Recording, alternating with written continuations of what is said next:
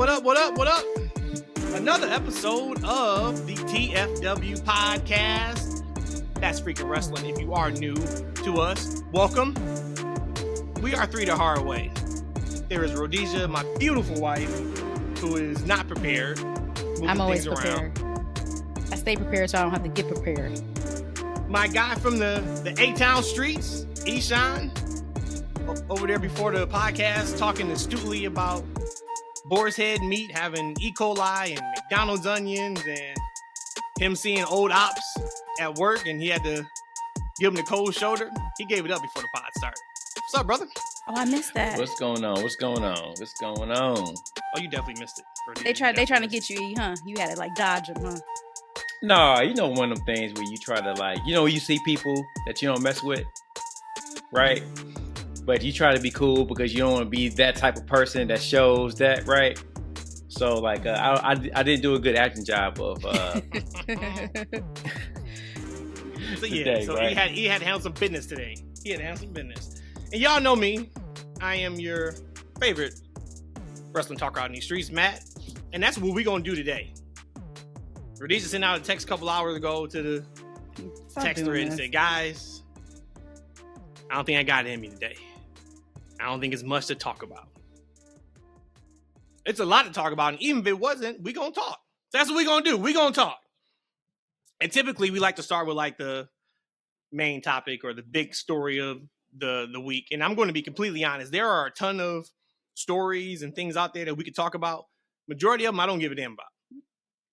Ain't no different to me. Completely honest. Yep, I'm just being completely honest. But we are going to talk some wrestling. So if you hear certain topics, if the three of us don't bring it up, it's because we really don't give a damn. That's how the game goes sometimes. I want to start something that's near and dear to me in my heart from being from Detroit. And that was Rhea Ripley returning on Monday Night Raw with the spirit and legend of Rip Hamilton in her soul. With that beautiful mask that Rip made famous back in the 2000s when he broke his nose and won a championship. I want to talk about Rhea Rip Hamilton being back. And this bloodline story still don't make sense. First off, the fans who are not from Detroit or know anything about Detroit, they have no clue what you're talking about right now. Guarantee you everybody knows who Rip Hamilton is with the mask. All right. It's the same mask LeBron wore a few years ago. Who's some of the newer people? They were going to call it a Cody mask is what they're going to call it. Oh, they're Cody call got it Rip Hamilton. Cody Rip Hamilton. So? Hey, I told you I ain't booking Bloodline. I'm just here for the ride. Bloodline, sweetheart. We're talking about War Games. You first said the women War Games. We said the women War Games. Ripley being back. And then you said something about her being back. Does it make this War Games 5-on-5 women's story any better for you to digest? E. Because I'm thinking y'all own one today. I like that lineup a lot. You think about the powerhouses in that women's division, and honestly, so I stay away from the spoilers. So I had no idea she's going to appear. So it was a total surprise for me. So that was cool. She came out there. I'm like, oh snap, she's gonna be part of this War Games. And then you look at those 5 women. You got Rhea, you got Jade, you got Bianca. Right there, let alone that's 3 of the top women in the company right there. Then you got Io, you got Naomi going across who we got. Stop! I gotta stop you. What we're not gonna do in this podcast is say Io and Naomi's name like they some afterthoughts. We're not gonna do that. Okay. You set that thing up perfectly. Oh, legends in the business. These women can go. And Io and Naomi. We're not gonna do that, man. You gotta take that back. Put some respect on their name, huh? Man, look, Sky. I wasn't gonna go there with it, but she's thrown in that. She's thrown in that in this match, right? So you not in a way, right? Not in a way, right? Cause Jade and Bianca, they've been they're right now feuding with Liv and Raquel right now, so that kind of makes sense in some type of a way, right? And these girls are all kind of mixed up on SmackDown, right? So with Tiff and Nia, so it all kind of makes sense. They've been mixing it up for the past couple weeks with them. But Sky, I thought she was feuding with political control, whatever their name is. Like, Political control. PCI, That's better than their name. PTCB, whatever their name is. Like, I thought they was feuding with them. Like, where'd she come from? She got a whole group of people that she just reunited with the week before. Now she in this War Games. I've actually thought that Bayley would make more sense in that scenario, unless we're going to see her in a match at War Games. I don't know. Bayley seemed, and she just got finished interacting with those girls, and Bianca made it really obvious that they still have issues on SmackDown, right? So, like, that made a little bit more sense. And then Naomi, like, I love Naomi. I love her. Had a hell of a match with Nia on SmackDown. Clap it up for them. Love to see them in that main event spot. They smoked it. She has a place on the card. All right, stop. Before you say something you're going to regret. Let's go back real quick. You talked about the Bayley piece, and I just want to talk about some logic gaps that's right now in WWE storytelling. This is one, and then the next thing I got to bring up is one. So, what did Bayley do so bad to Bianca to where she can't get over it? And it's been years, but Io's got her number for the last few months, was part of Damage Control when they were doing what they were doing to Bianca, but she can team with Io to the point where she told she told Bayley backstage, "No, I'm good on you." I put my hand up raising it because I was about to say that same exact thing. Like, off rip, we supposed to be just closer because we sisters. Like, we supposed to be cool with each other. But you putting Io over me, and Io in Damage Control made Bianca's life hell. Hell, I tell you. And like you said, you can extend an arm out and shake her hand, but Bayley, nah. It's a logic gap. Yep, that's big a logic time. gap. Yeah. No, because Bayley was the leader of the crew. Okay. She was the one calling the shots. Sky just was a follower. So she just was a follower. She just was a follower. She just was a follower. She like, man, look, you just was doing what you was doing the bit, and then they kicked her out because, like, you know what, you some trash. We getting rid of you, so they kicked her out. So it was Bayley the whole time. Bayley did it. So okay, so now I gotta let's have a real life conversation, all right? Because all we doing is talking on this pod. When have you guys been in that situation or a similar situation to what E just said? So you got the person, you beefed out with that person, but then there's a secondary person who was with the person you beefed out with. And according to E saying the second person, hey, it's all good because you was just leading. You really wasn't down like that.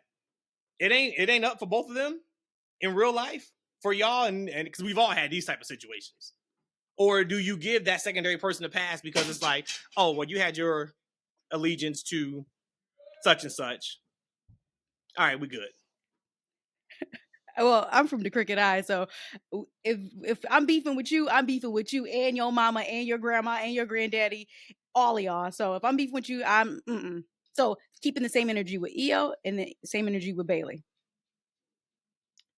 When the beef is on, yes, but afterwards you reflect. Like, you reflect on what was the moving parts, because a lot of times it is gang, and when it's going down, when it's in the heat of the moment, it's gang. But once time has passed by, right, and the heat ain't on, go look. We done seen many of beefs, right? We done seen Fat Joe and 50 Cent. These are these dudes who had real life shits at stake, right? And these dudes is cool and brothers now, right? So after some time goes by, you're able to reflect on what the moving parts were, and sometimes people get caught up in collateral damage. Right? And then you take a step back. You take a step back and you be like, damn, you know what? Really, my beef wasn't with you. It's with your mans. But you being loyal, so you riding with them. But now that the beef is over, and especially when them broke up, look. Rhodesia hated me more than she do right now, like 20 years ago, over some beef she had the whole answers about. First off, I'm only 15, like you always say. So it wasn't 20 years ago. Yeah, when you was 13. So like then, then once more information comes out, you get to some different perspective. You be like, okay, maybe he ain't that bad until she really got to know me, because she ain't know me back then not to like me. But see, now she know me not to like me, and it's all good. It makes sense. For starters, I haven't had many beef with many people at all, but I've never really made up. It was just like, okay, listen, It wasn't even. It's not even on site. I'm not a violent person. I'm not an angry person. I'm pretty sweet. It's just a matter of, okay, if I'm beefing with you, that's it. I have nothing else to say to you. You're like just eliminated from my existence. Hey, we were talking about on site. So I was watching NXT last week, and then my girl Kalani, and she was like, I think Fatal Influence just came in and they smack talked her. Yep. And then they left out. She looked at them girls and she said, "It's on site." I'm like, you just saw him, and you went the other direction. That's not on site. I digress, though. I just thought that was weird. The next site. The next time. The next site is on site. Is on site. So if she looked back so if she turned around, looked back, and they the direction where they walked away from, it would have been on there. But she kept going. Exactly. She didn't look no more. She never looked their way, so it can't be on site because it's only when I see you next time. And if hopefully right now, on YouTube, the three of us are being shown at the same time because it's going to look like Rhodesia been talking to Jesus Christ for the last 2 minutes. What are you doing over there? Well, remember I told you before the show started, I thought it was a ghost was in here with me. In reality, because the ring light was shaking, all of a sudden the dog knocked it over. So now we have little Matt over here trying to help. It's not really working out. Sounds like a construction worker too. You just might as well log off. If you got him trying to help you, he's not an AV guy. You are screwed, buddy. All right, well, this is a 2-man show at this point now. Eshaun, let's get to no.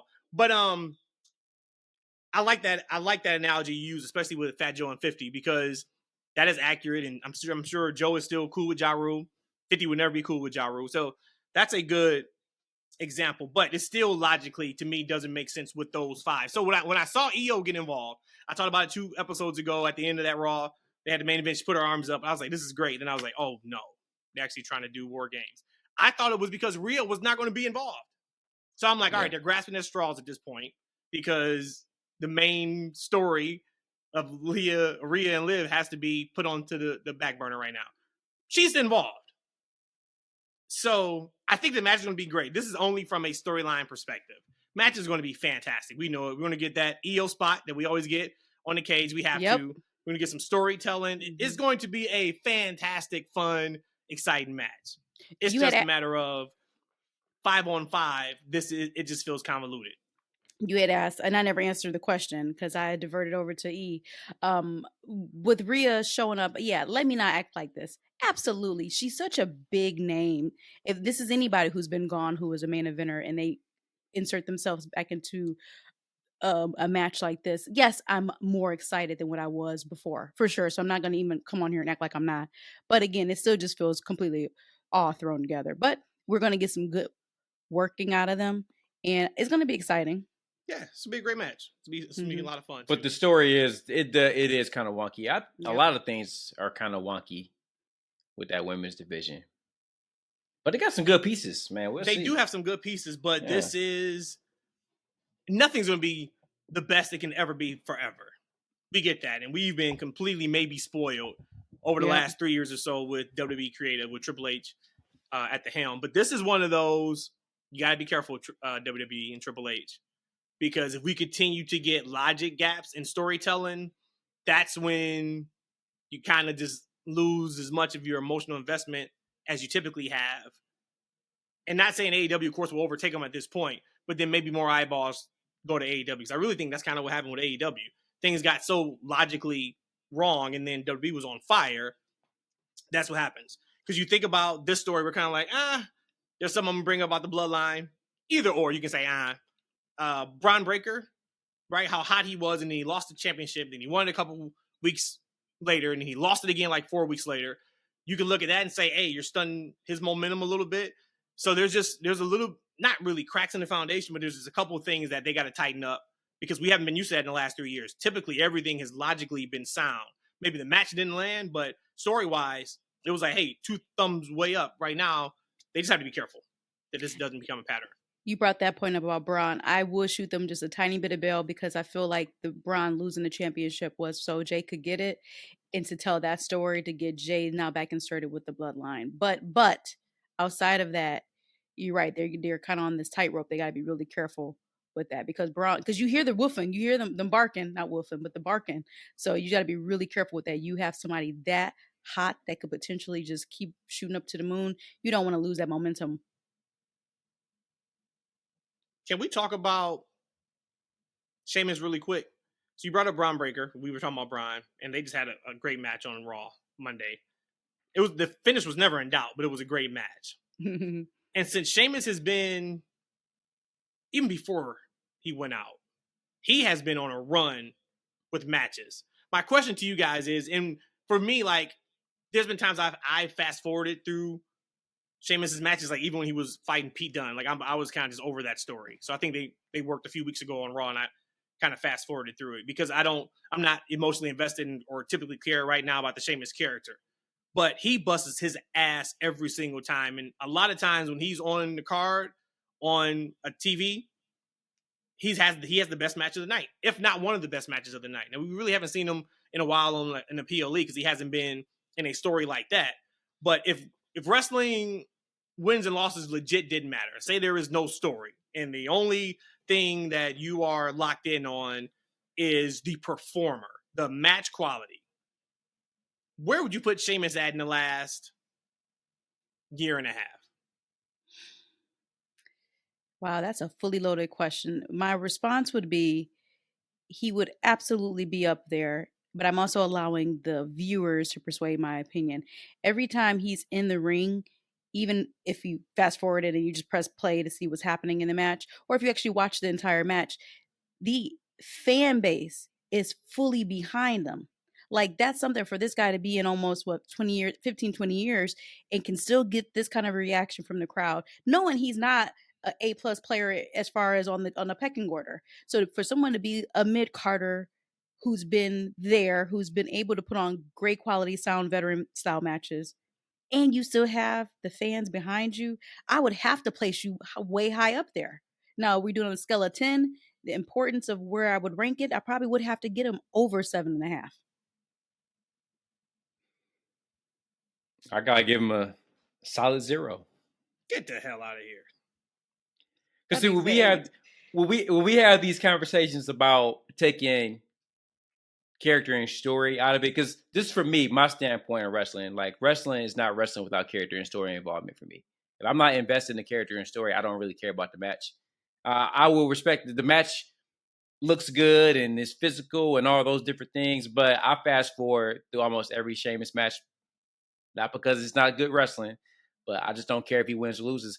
And he's just not for me, right? Like, I don't think there's anything specifically about him that he's doing wrong. Like with Chris Jericho, for instance, right? Like, I'm like, I can't get behind him, right? But Sheamus, he does, it's a good match, but I don't care about good wrestling if I'm not interested into the story or the character.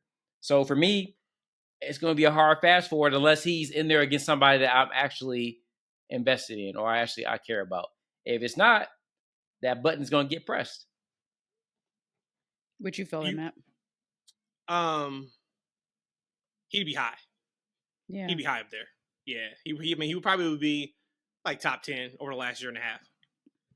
But it's just, I'm not as bad as E. I mean, he's not. He's there's no emotional connection as far as like keep up with him week to week, but it's just no denying when he's actually in the ring. I mean, it's a thing when he says banger after banger after banger. It's like that's not fugazi. It's like legit. So, and he doesn't even wrestle the type of matches that I prefer to watch, and I still like him as much.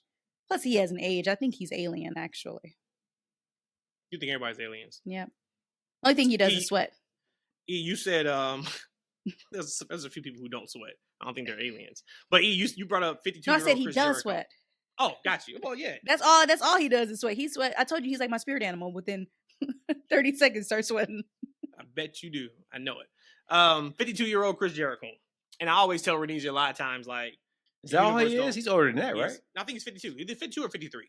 I think he's older than that. One to two. Yeah. No, I'll pull it up. Y'all gotta relax. Pull it up. Jericho's not that old. Pull it up right now. Pull it up. He's 87 years old. Yeah, right. 157 years old when I fought.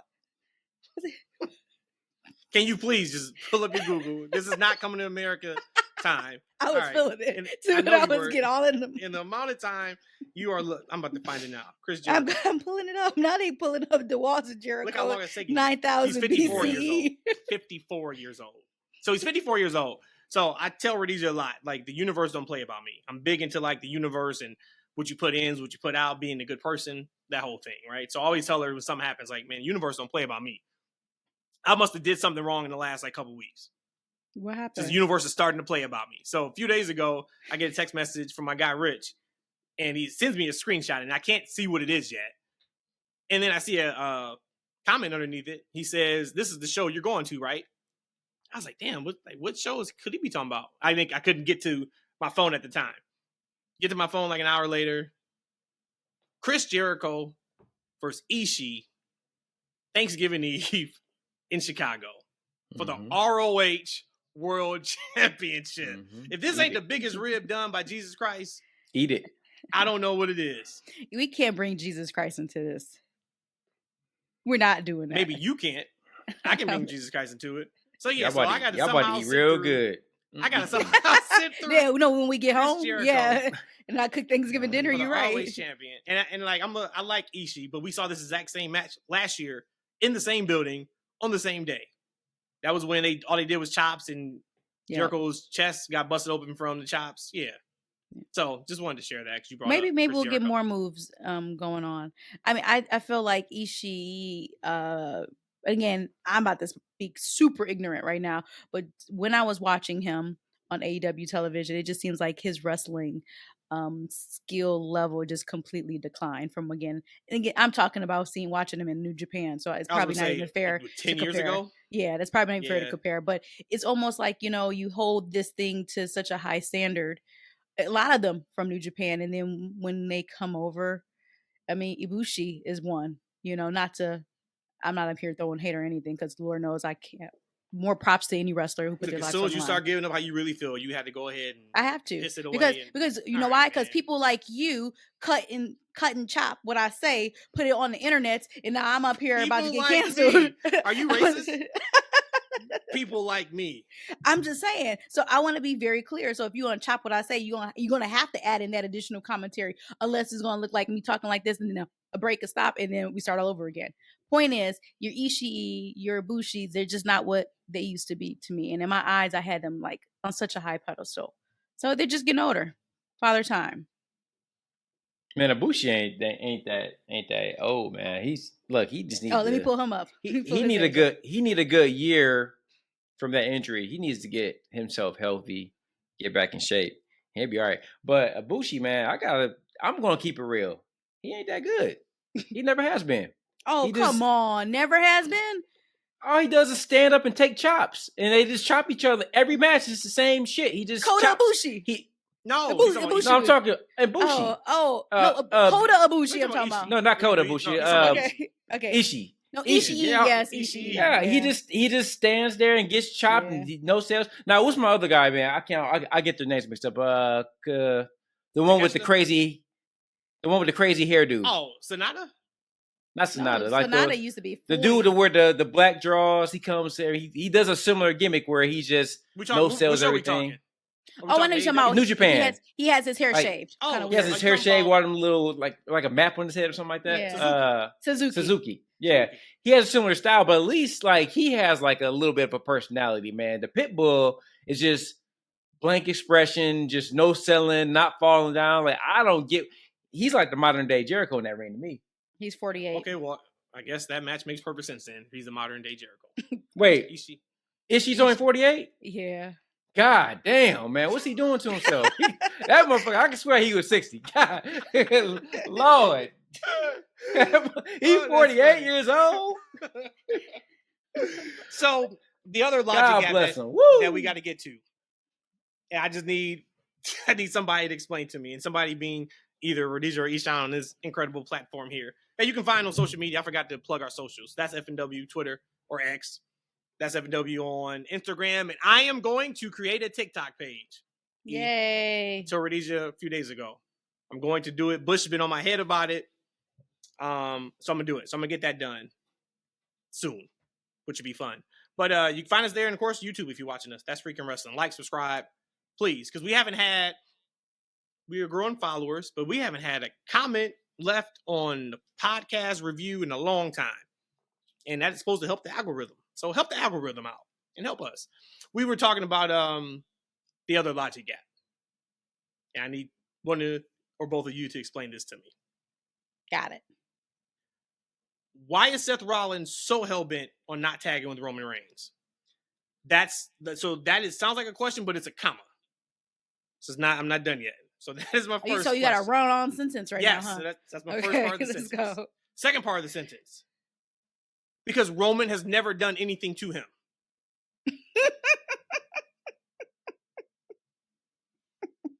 Please explain to me.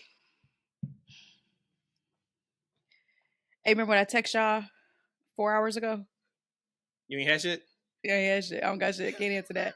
I can't answer that. Because you are absolutely right. I'm sitting up here thinking like, yeah, Seth should never want to wrestle again with or be on the side of Roman.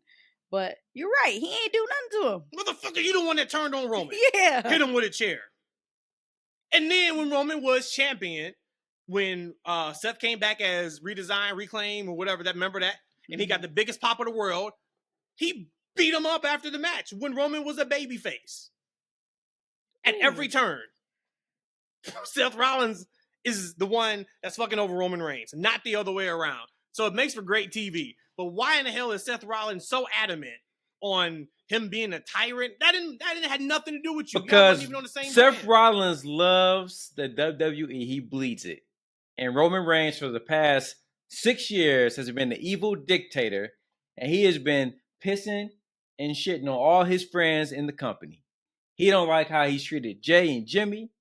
Made them turn them into lapdogs. He don't like how he was disrespecting the wise man. He don't like nothing about what he been doing for the past 5 to 6 years. And it's been so wrong to Seth Rollins that it's so wrong to his core that he's taking it personal. At this point, he just don't respect the man. So what they need to do is come together, shake hands, like 50 and Joe, and bury the hatchet. It's gonna take a minute. This ain't Ja Rule and 50 Cent, right? Like it's gonna be on for life. No, this might be like Joe and 50, and when they shake hands and embrace in the middle of the ring, it's gonna be wonderful. Eshaun, Seth Rollins said on Monday, I would never tag with this man as long as I live. That sounds like forever to me. Just saying. Hey, when Tony Ayo was shooting at Fat Joe's, man, I bet they said that in the moment stop too. snitching. Oh, Don't you be a snitching snitch, on this I see. pod. Don't be snitching wow. on this podcast. I mean, there is such thing as Don't statute come of at me. limitations, but Jesus Christ. Time out. Hey, this is on YouTube. I ain't saying nothing that ain't already known now, goddammit. They done spilled the beans. This conversation. They done spilled the beans. Actually, this whole episode, I'm gonna get canceled because I'm ripping on New Japan wrestlers. E over here snitching. I'm recanting the stories that have been told already. Even more. So, he's weighing his snitching now. 10 toes down. He giving up like he just got a Happy Meal. God bless. So, you ain't got nothing on this? No, I just said, I'm like, well, in my mind, I'm thinking, yeah, you're right. I mean, I guess this is probably the most logical response. Again, I talk about balancing things in my brain. The other side of that equation, you're right. Maybe Seth is WWE. This is his baby. The same way like when Punk came in or before he got hurt and all that stuff. Hey, you're not gonna come here. This is me. I'm owning this place now. I'm being Seth Rollins. So again, if you do have this dictator and you think is muddying your product, you don't want that person to have anything to do with it. So I'm not going to ever be aligned with that person because we never going to see eye to eye on it. But you're right, at the end of the day, and hopefully they tell this story like, homeboy, you the one who was the non-loyal person. But again, some of these wrestling fans don't even remember. I go back to not remembering Raquel. Then they definitely not going to remember that, what you just said. She came out. They definitely said who. They thought somebody jumped in a barricade. She's still rocking those sunglasses though. I like it. Keep doing your Big Daddy Cool. Please do. Appreciate it. Please do. So I was looking at. So that brought that up, right? Okay, so we can move past that. So now talking about the bloodline. Of course, we got to talk about Heyman.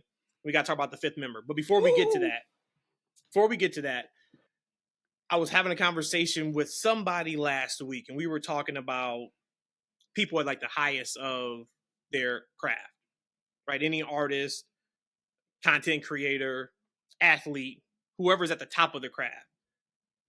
There has to be a level of self-doubt in them that is super strong for them to put in the time and the work and effort to get to being the best. And then there also has to be a part of them that is weird. Like they're a weird person. They have weird characteristics because they got to that point. I'm thinking about like, if you look at wrestlers as artists, say the Bloodline story is completely Paul Heyman's, Roman Reigns, maybe Michael Hayes' baby. Meaning that if the three of them, the idea didn't come from the three of them, it's not happening on TV. Let's just say that. And think about the level that they are taking their stories and so multi-layered and throwing in things that you would never even remember or know or guess, but they put it in because I'm obsessive over this story that we're doing. I think about Roman Reigns because he talks about a lot how like he's not on TV a lot. He knows that, but he's always working. Every single day is to war. He's always thinking. He's always going to the next level of what's next, how to get better, how to get to the next level. You look at him and you just say, okay, you've been in the business for however long you've been in the business. You are at the top of the game. What could you be possibly thinking about? Or like, how are you getting better when you are off the road for TV for 4 or 5 months? And I think about like storytelling. And I think about Sami Zayn on SmackDown. He was a part before Bloodline goes against Bloodline at the top of the second hour. And they're in the locker room. And solo music hits. Sami Zayn takes his cell phone out of his pocket and throws it on the chair. There's been so many conspiracy theories. And we can talk about that if you want. That's not where I'm going. But there's been so many theories on social media about what that was about. For me, when I saw that, I thought like, oh shit, he left his cell phone on him. They're about to go get physical. He doesn't want to break his cell phone. That's a real life thing. That's probably not the thing in this story. That's probably something attached to that in the story. And it's just like them to think about every little thing they do.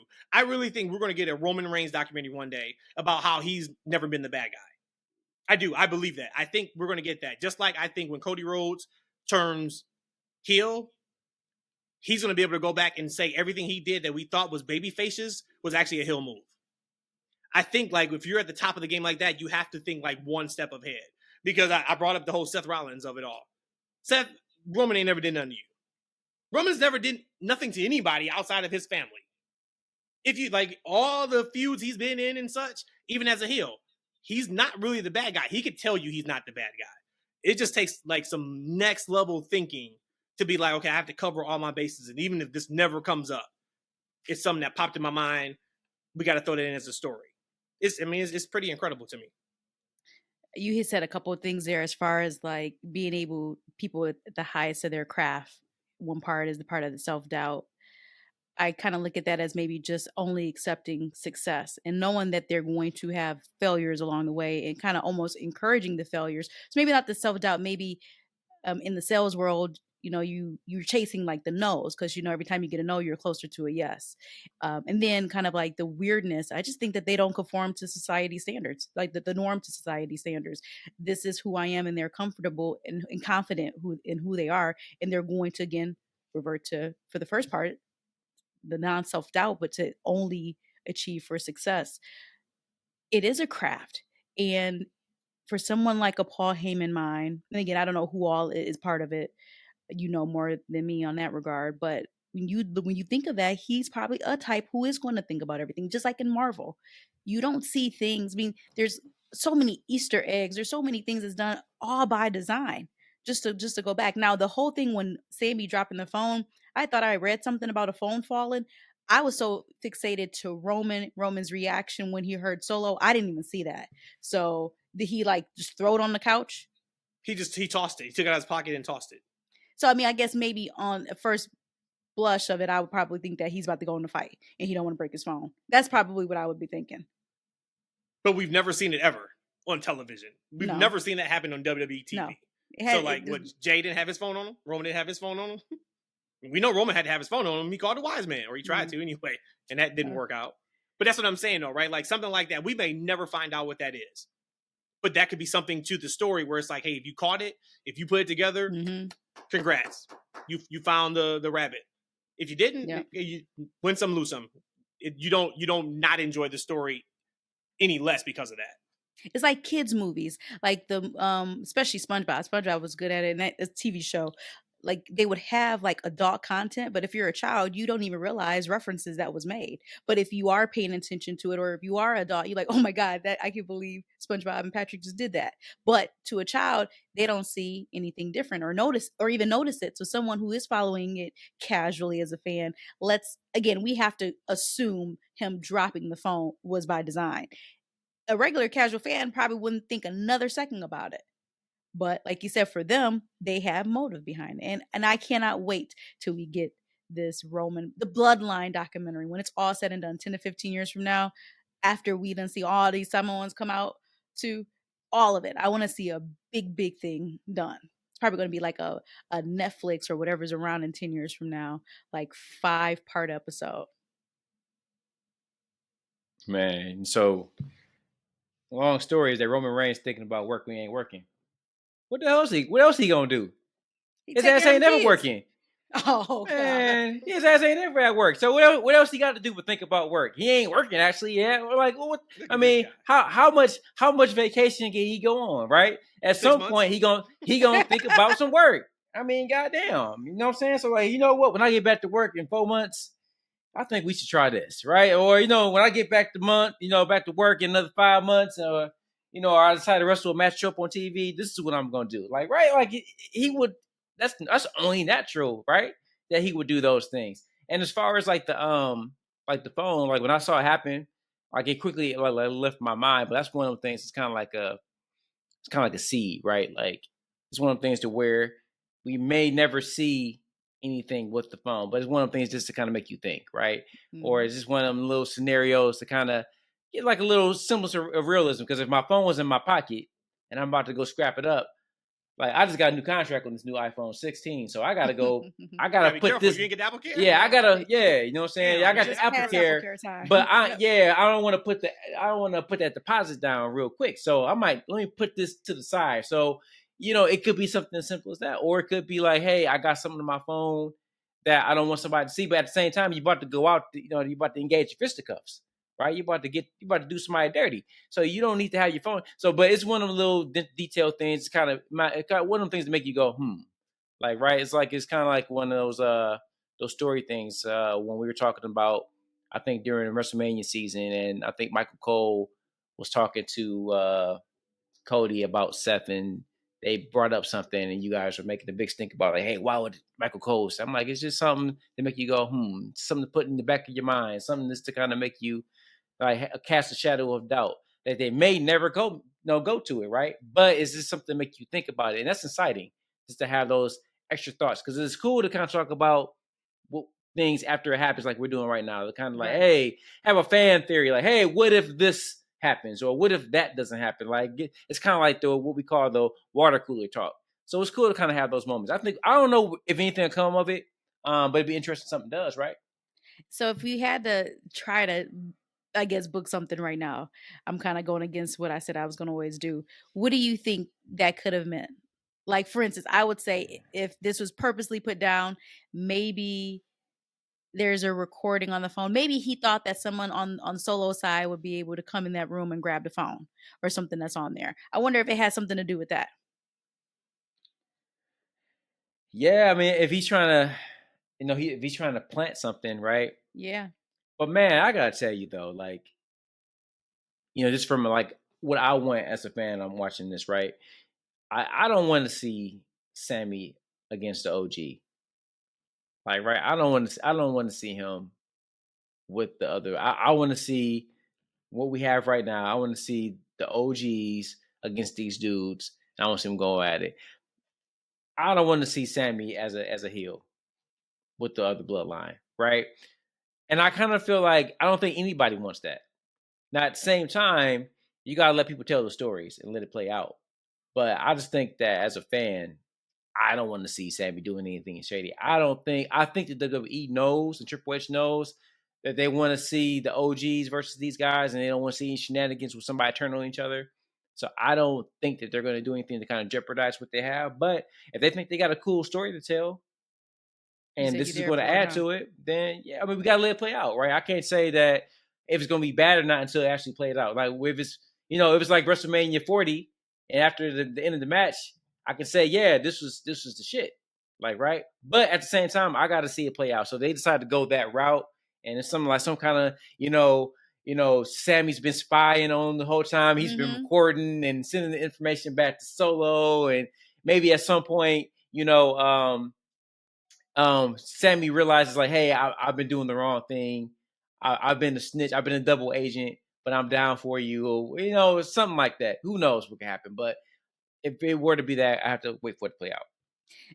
And so I'm thinking about that, and I think you're right, because I don't want to see Sammy going against Roman.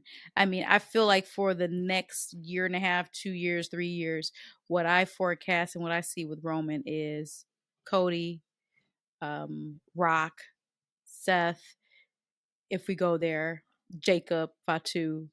So that's like, in my mind, 4 different people, 4 different campaigns and feuds that, like, to me, I don't think Sammy would even be, I don't say not on their level, but it's just different. Like, I don't think there's time to even introduce Sammy to fighting Roman. Yeah, it get kind of messy, right? Right. It's like, okay, so we could have already told this story already earlier. Like, why would Sammy come back to the bloodline so quickly? Again, but as I said, I'm not going to try to book the bloodline, but it's interesting that if he put this through his phone, I really wish I saw it. I mean, I was so fixated on Roman, and as soon as Solo Music hit his reaction, I should go back to watch it to see if I feel a different kind of vibe off of it. But it would be maybe disappointing if Solo did like go over to the new bloodline. I'll be there for it because I'm gonna be there for everything bloodline, but I would think that's a little bit cringy. Yeah, I ain't trying to see it. But hey, like, let me ask you, because I know Matt already knew the spoilers from last week. What do you think about the team? So it looked like we got the 5 on the Bloodline 2.0 has added, Bronson Reed to the group. What do you think about that as a 5? So I popped when it happened on SmackDown. Again, I stayed away from everything. I even stayed away from Rhea, so I didn't even know she was coming out. So that, to me, it was super cool that I was like, oh, that. I can't say it made sense, but I was there for it, and I popped and I got excited because, again, another big guy that's a terror that, and of course I said, hey, they're close enough in locations, but I don't know if they are. They probably are, right? New Zealand and the Samoan Islands, I think they're the closest regional. But for me, I'm like, oh yeah, hell yeah. I mean, it makes sense in that regard, like a big heavy. Now, again, storyline, maybe not, but I don't want to spoil myself or spoil something else, but is Seth going to be the 5th member on the bloodline? I mean, isn't that kind of what they're trying to show? Because, again, Bronson was currently in a feud with Seth. You think that this is where they're going to go? I know Matt said, as Seth said, I ain't never, for the rest of my life and the next eternity, I'm never going to wrestle with Roman. But at this point, unless you introduce a new bloodline member, which wouldn't make sense for the original bloodline, what are you thinking? I think they're telling that story, right? Like they gotta create a little bit of tension, like, right? Like, because at this point, you think about it naturally. All right, so Seth is already naturally in a feud with Bronson, and then from what we just saw on Raw, like, 2.0 came out there, interfered in his match, cost him the match. Right now, Bronson's to win. So Seth has a built-in, like, grudge now with against 2.0. Like, right, y'all getting involved in my matches. Like, I got this beef with Bronson. Like, so at this point, like, I got an issue with all you guys, right? So now if Bronson is hanging around these dudes, and in order to get Bronson to myself, I got to take out these other dudes, what's the next logical step? So this could just be one of them things to where, and I know, like, we get how the story is going to happen, because, just like Cody and Roman, right? Like, why would Cody and Roman team? Right. And they end up teaming, right? Yep. Common enemy. Same thing. No, common enemy. I'm just surprised that, they're intersecting Seth and Bronson into this 5-on-5. Like, right now, we always wondered who would be the 5th man on the, on the OG side. Like, right, because there's only 4 of them. Who will be the OG? Would it be The Rock? And would The Rock end up being like the 5th guy? and then he ended up turning on the OGs during the match and cost them, etc. We assumed, or I assumed maybe, that one of the actual real family members was going to join to be like the fifth member. Like, we know Tonga was going to come down there, Tala, what we call them, right? Or somebody like that's going to come and be the fifth person. But I guess at this point, like, this feud is on such a high level that you want to add somebody that the crowd knows, right, and already kind of behind, right? Especially because we don't know who it is yet. Yeah, like they bring in like a new member, they got to introduce this person, right? They haven't had time to build them up in like a month, like, right, as this person being like critical to like their success. Talk about the 2.0. So I guess in a sense it does make sense for them to bring an established act there, and so now you got Bronson, who I thought, man, like him and Jacob, like with them moonsaults and them splashes, man, they look like some beasts together, man. Like, get all fit. I said they all, like, at this point, Tonga and Tongaloa kind of look like, well, Tongaloa always kind of look like the odd man out, but the two of them kind of look like the odd man out because these are some big dudes going in the ring. I just feel like, do we have to really have a 5-on-5 if you were going to introduce the war games and do the bloodline? Like, to me, I'm perfectly fine with just a 4-on-4. Didn't watch the original War Games back a long time ago. I don't know if it's always been 5-on-5. I just also feel like if we're talking about gaps in stories and such like that, because we throw shade at the other company, I just feel like, just like how they threw together what I feel the women's War Games, is just like, we could have just did 4-on-4, unless this last person on the OG bloodline is something that's very special. And I don't know if Seth would, to me, be considered special. I don't know yet. Again, like I said, we'll see how it plays out. But I just felt like they kind of, the integrity of the OG versus the Bloodline 2.0, it has been broken a little because we did introduce these outside parties that really have nothing to do with it. So I think it's traditionally it is 5-on-5, right? So they're trying to keep within tradition, right? I guess it's kind of like, if you're playing an NBA game, I guess you got to have 5 people out there, right? You can't have 4 just because, your roster's short. So, and then, adding Seth, to the OG, even though he wasn't part of the bloodline, he does have major history. Shield. Yeah, he's original. Right. They were brothers, little brother, big brother, whatever they want to say. Of course, Seth has a relationship with the other guys as well. So that's natural, right? And then it does add tension to the story, right? Because Seth and Roman, they have that tension, right? They ain't been right ever since the breakup. Now you go back on the other side, like I said, Bronson just looks like he just fits in. Like, he just fits in with them as another, big brooding guy, another heavy. So, and he also has beef with Seth, so it seems kind of natural that they had to do it with a 5, and they wanted to have somebody that's kind of, instead of bringing in, introduce a new character, right? And Rock is unavailable. Yeah, it would make sense. I guess this is the best alternative to have Seth and Bronson, man. But I like it, man. Like, I don't know if you want to keep Bronson in the group, because I guess he's not. But at the same time, the Tongans ain't family either. Or you talk about bloodline, what blood we talking about? These dudes ain't, like, you know what I'm saying? So on Solo side, it might not even be about true blood anymore. I know it's called Bloodline. That might just be the gimmick name at this point for him. It might just be like, hey, I'm building an army of soldiers. Like, right? Like, I am getting mercenaries because I'm the head of the table, and this is what I want to do. I'm getting mercenaries. I'm getting straight killers, blood or not. Blood in, blood out, right? And that's kind of where I'm thinking too with the Seth part of it. Like, at every opportunity that I can remember when somebody in the OG bloodline had been in the ring with Solo, whether it was Jimmy, I think, and whether it was Roman, they brought up, and they make it a note to bring up, they ain't even your real family. Like, so for them to and we know that they do things with purpose and not just happenstance. So when they constantly are bringing that up, like, that tells me that whoever's going to be the 5th person on the bloodline, the original bloodline, got to be somebody who's family. Again, Seth can be an exception to the rule because, well, hell, you got Sammy in there who's not bloodline because Seth was original brother of Roman. But I don't know. I still want at this point it to be somebody like The Rock, and then they come back and like Rock turns or whatever. But I don't know if I want Seth, because like I said, I think I want to keep that sacred for the future. Because like I said, for Roman, when he finishes off his legacy or his career with WWE, I would like to have seen Rock, Cody, and Seth. No particular order. I think at this point, like, as long as Bronson is involved, it has to be Seth. I think at this point they're kind of married, because Seth and Bronson have an issue with each other, right? Because like they have they have what's called on site. Now those two are on site right now, right? Yep.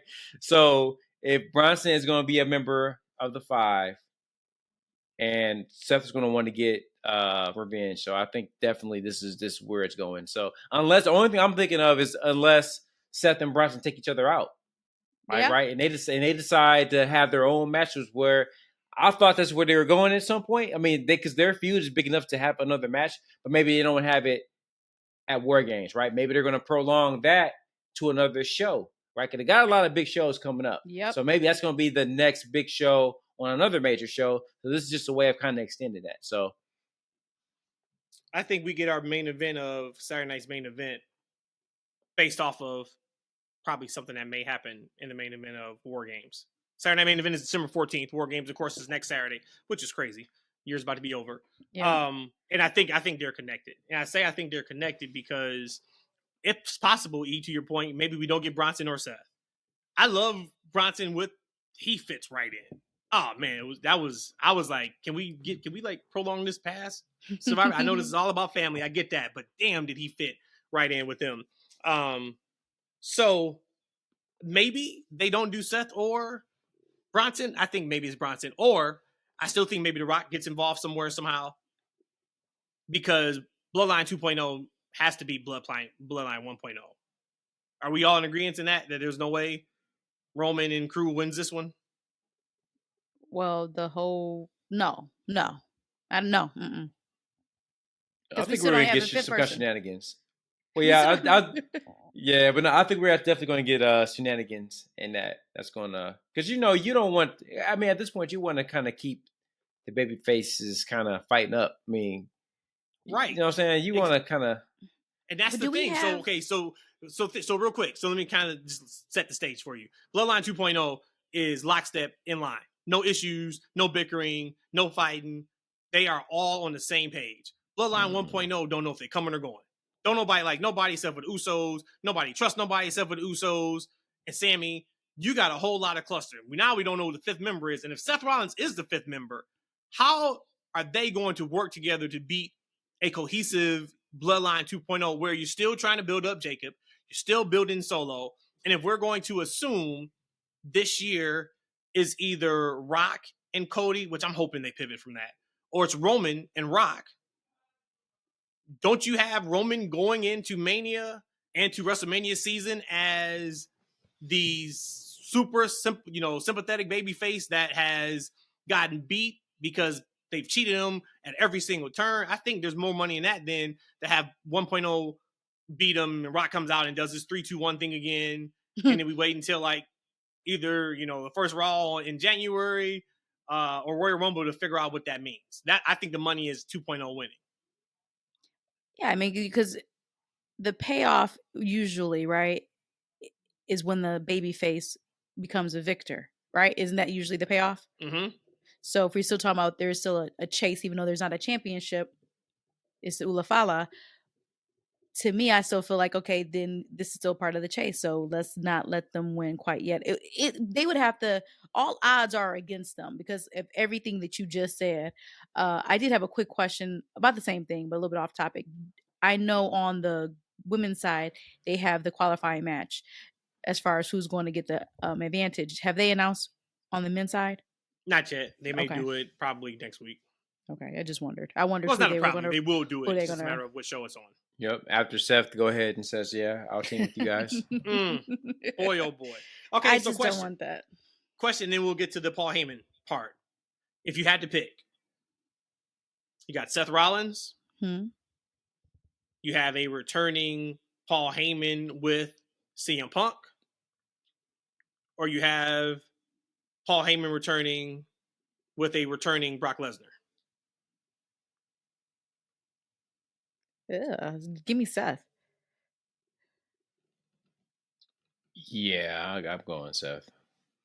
Okay. So let me just add a little bit more to that because let's talk that out loud because this is the first time I've heard these as options. CM Punk, I for a half a second I could see how this would make sense because all Jay was saying 25 times in the ring to Roman, make the call, make the call, make the call, make the call. Now we found out who he's trying to make the call to. So I can see where the other Paul Heyman guys are, where you have in Punk and Brock. But to me, the same thing that I was saying why I didn't want Seth involved in this is because it's always been about the bloodline. It's always been about the family. To me, Punk definitely has nothing in this situation at all. And then Brock, I just don't know if I can get my personal feelings away to answer this question. I just don't see where that would be either because when Roman won against Brock, do you know? I know you know. How did Brock like congratulate him? Was he happy? Or was I forgot how it actually ended when Roman won the championship for Brock? Did he leave like giving him his kudos, or did he just leave? Well, their last match was Last Man Standing at Survivor Series, where you remember he put the ring on top of him, where he lifted the ring up. Remember that whole thing? So there was no anything congratulatory. How you say that? Congratulatory. Congratulatory. So there you go. Now we're talking about a week and a half because it's next weekend. You got a week and a half to try to introduce why Brock would even want to team with Roman. Like, and we know Brock is only about the money. We thought Punk is only about the money. We know Brock is only about the money. He says that, like, unless Heyman's willing to drop the bank on him and say, hey, come back and help my team. I just don't see where, to me, I would be emotionally invested in either of those two. I get it because they're Paul Heyman guys, but it just wouldn't make sense to me. I would then at that point would just say, let's go for Seth, which I don't want either. But out of those three options, I would have to take Seth. Give me Brock. First for like, all right, let's have a real quick grown-up conversation. People keep saying Brock is a sexual whatever, right? A harasser or a rapist because of what that lady put in her lawsuit. She never said, maybe I misread it, maybe I didn't see it. She never said her and Brock had sex. What she said was Vince McMahon basically sent Brock a text as like, hey, and you can have her too. It didn't say anywhere he took advantage of her, he touched her, or no, anything. They supposedly, I think they had a video chat, him and the girl. And what happened? Yeah, I think he got sent a picture of her peeing or something like that, and he said, he called her a dirty bee and said he wanted to hook up. He did want to hook up. Yeah, and so this is maybe I'm sketching it, but this is where some of it got in trouble because this was part of the conversation, and it was a thing where there was some promises made on some contracts and what have you. But this is where it gets dicey because my mind might be a little iffy on it. But to me, let's go on just from a man perspective. Let's keep it with story, right? If you're Seth Rollins, right, and then this man done your nemesis right now, which is Bronson Reed. He just pinched you. He's whooped your ass, right? Whooped him up real good, and then you got Solo and these dudes interfering in your match. You don't want none? You want some. You don't want a piece. You don't want a piece, huh? Not a little bit. You don't think from a storyline perspective a man with pride ain't gonna come for a little something? Well, because that's what Jay did. Maybe, but they got nothing to do with Brock. So he gonna come. So like I'm saying, when we talk about I guess we got these, these people who can be the fifth man. We got the fifth man. The only how Seth is not going to be part of this thing is if he decides to say, hey, look. And I think he said that on a Monday Night Raw. He was like, yo, I'm not teaming up with y'all, but I'll make sure Bronson don't team up with them. Right, because he said that I'll make sure that I finish him off. Yeah, so if Bronson is going to be in that match, he got to be he going to be in the match too, because he going to want a piece. He want it all. He don't want a piece. He want it all.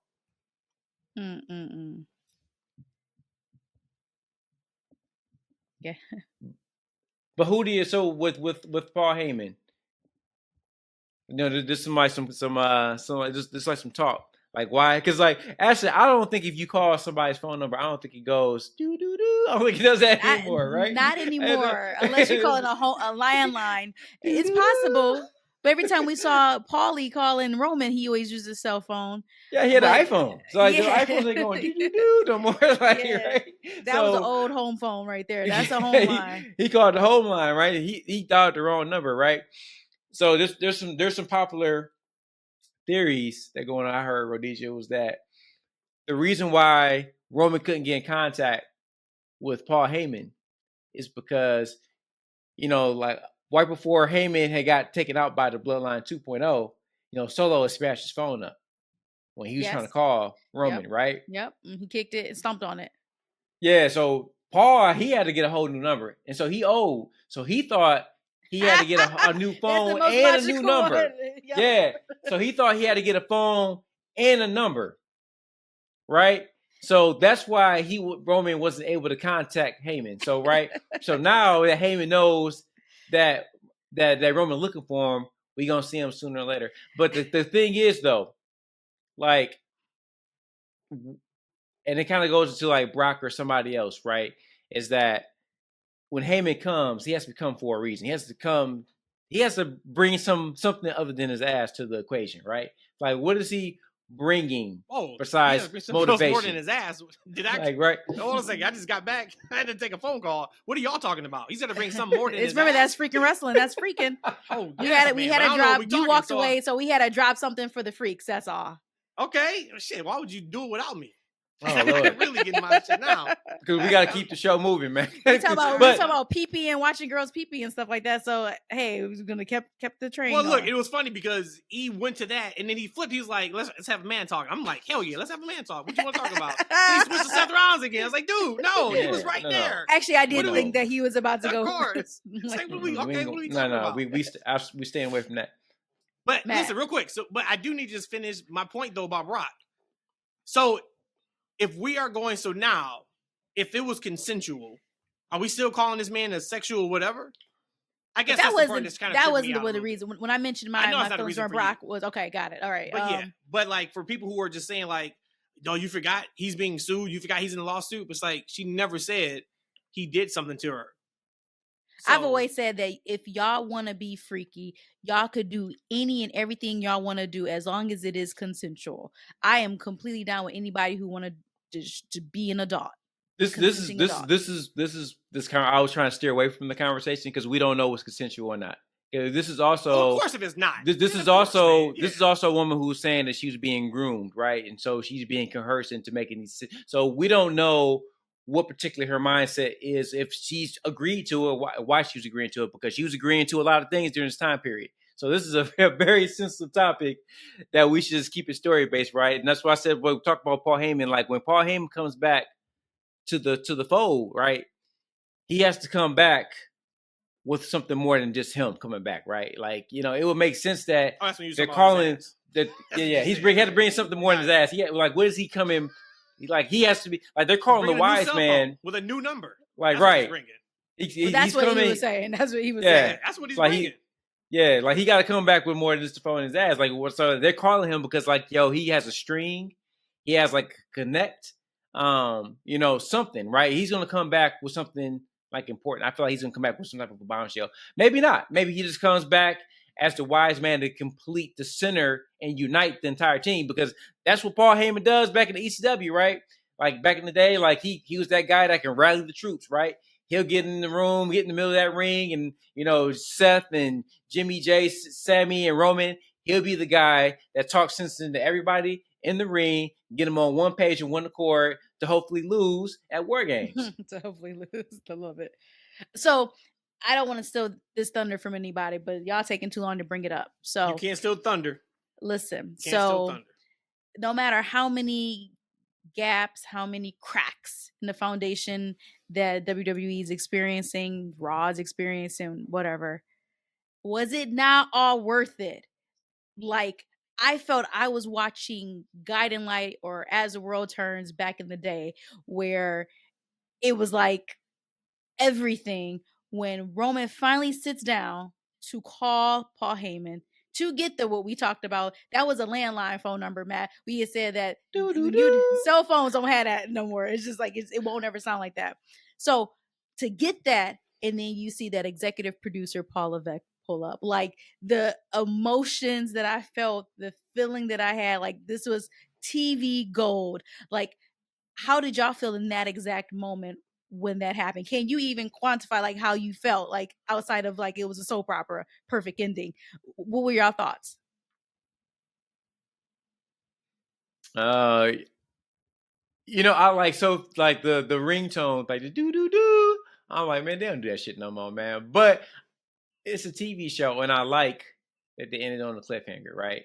I like that because now it gives you a reason to want to tune in on Fridays, right? This is what I always kind of wanted in AEW, man. Look, y'all gotta understand, y'all put on a TV show, man. Y'all gotta give people a hook and a reason to tune in, A hook, like right? Yeah. You get No. You gotta give what am I getting? A hook? Hook. What about Taz's Hook? son's name is Hook. Oh, He's come saying like on. AEW. You got to give him a hook. You gotta give him hook, Oh, not I see, I see, not I hook, see. not the wrestler hook, but the actual hook. Give reason I thought to we were watch the talking next about show. sexual So hook. now we gotta wait until SmackDown to find out what's going on with the phone, what's going on with Heyman. The phone. Like so, I like and then you get a credit at the end, like the end of a TV show. I That's thought it was cool. incredible. Interesting. Man. Like, and it's funny because like when I really enjoy summer wrestling, I just laugh. Mm-hmm. And like I just laughed because he finally sat down, and of course he's milking it for every second. That's one thing Roman has got down now. He knows like exactly where to take the people, so he's milking it, just looking at his phone, just waiting. And he hits the line. The crowd just pops. So I'm sure a lot of them didn't even hear the first one. They played it twice. That the phone line had been disconnected, and then the look on Roman's face, which one of the Easter eggs, if you guys haven't noticed, is Roman every time he has an entrance. I may not have brought this up on the pod yet. He looks to his left because that's where Heyman used to always be. Mm-hmm. So just go back and look at his entrances since, and you'll see him kind of look. And a lot of times he'll have like a disheveled, upset look on his face when he turns back around. But for him to hear that, and that's his world. The wise man has always been there. And I can't get in touch with the wise man right now. But really, Roman, this is one of those Roman has been asked to his family members, maybe, and Paul Heyman as a family member. This man got his ass beat. Triple powerbomb, Shield style through the table. And this is the first time you tried to call this man? Yeah, that's the first time you tried to call him since WrestleMania. Well, here's the one thing, right? Because Heyman hasn't talked to the man since he lost at Mania. Exactly. So of course he wouldn't answer of course he changed his number, man. Bloodline after him. But of course I thought it was great. I'd never used the word cinema. That was cinema. Yeah, I mean, I screamed when I heard it. I was like, oh my gosh. Because again, that is like, we've been waiting for this. Again, we didn't know we've been waiting for making the call to Paul Heyman. I guess we could have assumed that, but it was just like, you finally get this. We've seen him in the room, and now this is finally Roman in the locker room by himself. The setting was darker, the lights was turned down lower, like all of that. And then you get that at the very end after a pretty good show. I was like, oh my gosh. Like, forget Raw. Let's hurry up and get over to next week's SmackDown. And Rhodesia, I gotta apologize to you. Hold on. We need to make a new segment in this show. Typically don't when Matt apologizes to Rhodesia. Come on, hold on. No, it won't. No, this actually, come on. Let's do this. Slow it down. Okay. Just slow it down. Because I don't even know what you're apologizing for. So we got to slow down. I have to apologize. Hey, where's the music at? Hey, E, why don't you play some music? Like I know you usually have all the copywritten stuff. I need to apologize. We get in trouble for anyways. To the two women that hit me up on YouTube and said, I don't know what you talking about. Yay! I watch every single week. Shout out to Monizy05. She said 0% woman. I watch it every week. And then Miss Awesome Saucy said, hey, get off Rhodesia. We women support each other. Laugh Yay! So awesome my bad. Saucy. My bad. So I asked for any females and women and beautiful ladies who watch the show to comment because YouTube told us we had 0% female audience and 100% male audience. So we had two represent for you. So is there anything you would like to say to those two ladies, Rhodesia? Thank you. I Floor is know I yours. felt your spirit, your energy deep down in my soul. So when Matt was coming with those figures, I'm like, oh, it's fake news. This is how they trying to do with the government too. They don't even represent for the women. So thank you. So awesome saucy. That's one of my favorite words I use every day, except for the saucy, just sauce. And who was the other lady? Oh shit, so that was your burner. I can't even get TikTok to work. You think I have a burner? You think I have a burner? I can't even get TikTok to work. And the other lady? Manizi. 05. Yeah. 05. Manizi 05 and awesome saucy. Thank you. I'm gonna buy y'all a drink when we see each other in person. What we got? How long is it till Mania? Well, 6 months? 5 months? 4 like months, 5 months, maybe. something like that. Or 5 months. All right, yeah. so he said he didn't want to talk real life when I asked about the Brock thing. So now I'm gonna ask about something else. But I'm gonna transition to just us. So I saw today Linda McMahon is a part of Trump's cabinet as secretary or something, right? And then I got to thinking how much money that probably is, and this whole thing is just a money game. Everything's a money game in the world and politics. We know that. But I gotta ask y'all,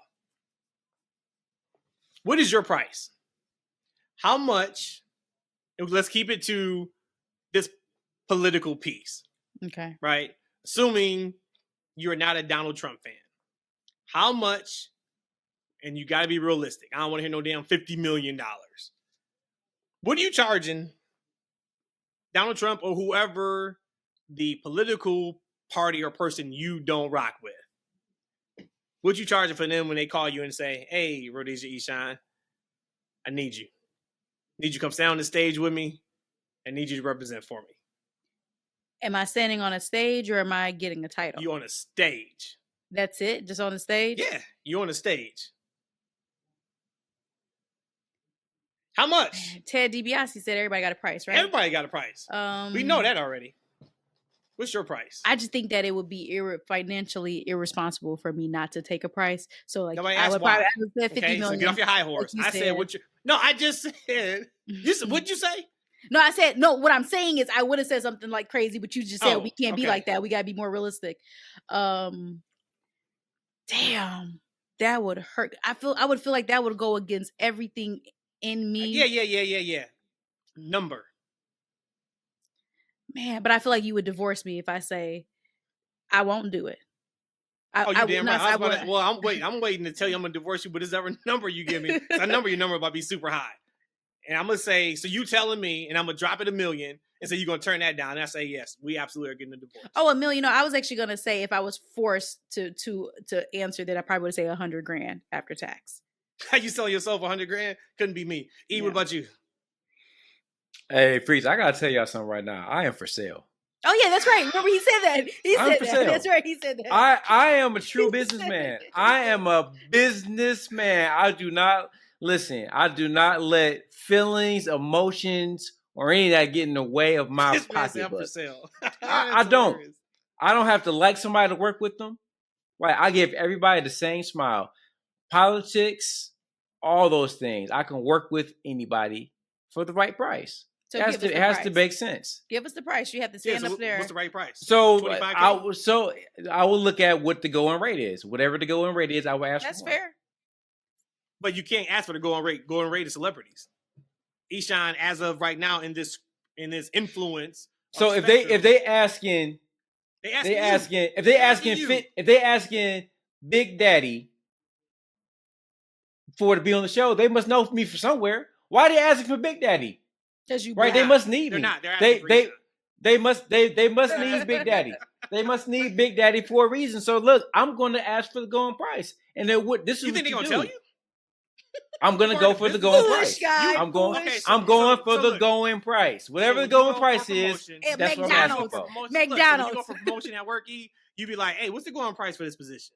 No, you don't. You go in there, and hopefully you have a number, and you say, "I need you to hit that number." So here's what you do though. Here's what I do though. I do my research, right? So when I go to any position, I look for the pay scale and the pay rates, and then also like if they don't have pay transparency, I go to Google, right? You can go to Glassdoor and other places, and you can see what the pay scales and pay rates people are reporting. Okay, and then so whatever that is, I'm going. So if the going rate is $500,000, I'm saying I want $580. Okay, so right now you were saying you are going to turn down $350,000 today. Who said anything about turning down? Like, I'm a businessman, okay? Because if you asking, hey, they're telling you no, $350, take it or leave it. You turn that down? if that wasn't what the original question was. That's what your part of negotiation is. You turn that down? I'm gonna negotiate. I'm gonna say, what is it, 350? I'm gonna say, how about 400? They say no, 350 is what I can do. I'm taking it. So you take done deal. I'm a businessman. So I'm taking the monies. Are you taking 200? If 200, take it or leave it. Yeah. If I offer and they say if they offer me 100, I'm taking it. If they offer me, I'm a businessman. I'm not. What I gotta do is stand there, right? You would tell me I'm gonna take some money and all I gotta do is stand there and look handsome? No, I'm getting that money. I don't know what y'all talking about. Selling my soul. What y'all tell you, man? Y'all better take that money. Hey, if y'all don't call me, Trump. You stand in for me. You stand in for me. Huh? Trump, listen, call me. We don't need the rest of the team. We don't need the rest of the team. I'm gonna be there. I would have to. And y'all ain't getting the cut either. Don't ask me for a motherfucking cut either. Since y'all ain't want to have no business. You know what I'm saying? Don't ask for none of my business. That's hilarious. I will make sure I will have my shirt though. I have the hat on, and I'll represent the team. But all that money going to my back pocket if y'all don't want to take care of business. That's some Cash Money Birdman type shit. Listen, I ain't gonna lie though. Y'all gonna think I'm stupid and silly. Like, but that would be the hardest part. Actually, that would be the hardest decision in my life so far. And if I was not married, I would not do it. I just know that I value my marriage more than that I would absolutely do it. But I do got a kind of a spin off of this question because it's fun and he's appointing all his people. So you are now the president of the United States and you had to appoint each of us to run a sector. Where would you put us at? Will we be the director or the whomever of blank? It's any? Any. Hey, that's what he's doing. He's picking. Well, you would be for financials, like whatever we need a budget for how many missiles we need to buy. That's you. You're gonna tell me how many missiles I can buy. Okay. Why are we buying missiles? Because we got to protect ourselves. Okay. It's the American way. That's what they do, right? So anything financial. Okay. You dealing with budgets. Okay. How much can I give the kids so they can eat? Okay, I like that. I like that. Give me that. Give me that. I love that. Thank you. Eshawn would be he would be Secretary of Defense. It's my man. No, I told you that's what I'll be, man. I'll be secret security. You be who security? Yeah. He'd be secret security. Secret security. He knows all about the computers and such, so he know what to look out for. Mm-hmm. He got all that. I said security. He wasn't paying attention. He ain't paying no attention. Security. No, I was listening. Negro, I said. Well, I had to answer. I'm like, Matt already know. I said security. We got that for she you. Said us. Yeah. So what would you for y'all? Yeah. What would you point us as? Oh, for y'all. No, I missed that part. I told you. I gotta give Rhodesia something where she can't use her emotions because she gonna fuck us up. There you go. So you sound like there you go. See, look. Hey, look. See, you know that Key and Peele, where like it was Obama and he had like the inner Obama.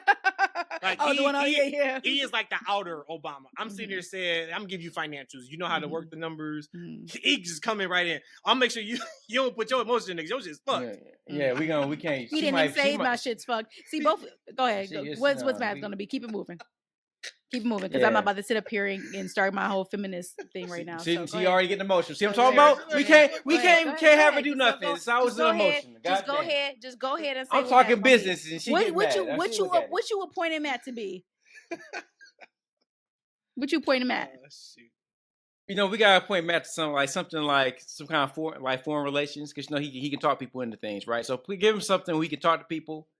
You know what I'm saying? He can, he can shuck and jive him a little bit, like something like that.